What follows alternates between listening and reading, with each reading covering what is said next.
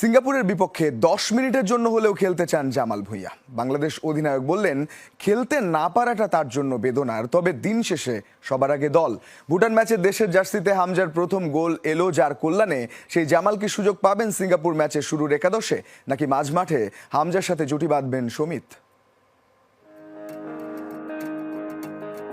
দেশের জার্সিতে হামজার প্রথম গোলের দৃশ্যটা এখনো তরতাজা।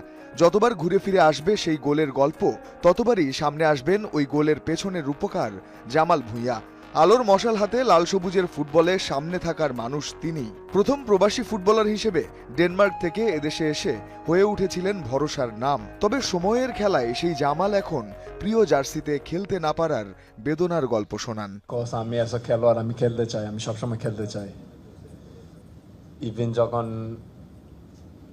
Even if I get 10 minutes or if I get 60 minutes or whatever I get, আমি খেলতে চাই.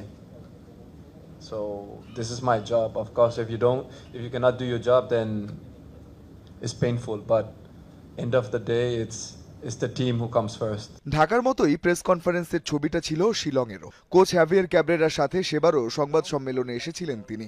কিন্তু মার্চে ভারতের বিপক্ষে সেই ম্যাচে 1 মিনিটের জন্যও খেলার সুযোগ পাননি JB6। এরপর ভুটানের সাথে সুযোগ পেয়েই ঘরের মাঠে হামজার প্রথম গোলের সারথি হলেন সেই জামাল। তবে সিঙ্গাপুর ম্যাচের আগে আবারও অনেকের মনে প্রশ্ন, শুরুর একাদশে সুযোগ পাবেন তো জামাল ভুঁইয়া? ডিফেন্সিভ মিডফিল্ডার হিসেবে জামালের পজিশনে ভারতের বিপক্ষে খেলেছিলেন হামজা চৌধুরী। ঘরের মাঠে ভুটান ম্যাচে হামজার সঙ্গে মাঝ মাঠে ছিলেন জামাল। তবে দলের নিয়মিত অধিনায়ক হয়েও সিঙ্গাপুর ম্যাচে জামালের জায়গা নিয়ে শঙ্কা থাকার মূল কারণ শমিত সোম। এই ম্যাচ দিয়েই বাংলাদেশের জার্সিতে অভিষেক হচ্ছে শমিতের, আর তাই মাঝ মাঠে হামজা শমিত জুটি বাঁধলে জায়গা হারাতে পারেন জামাল।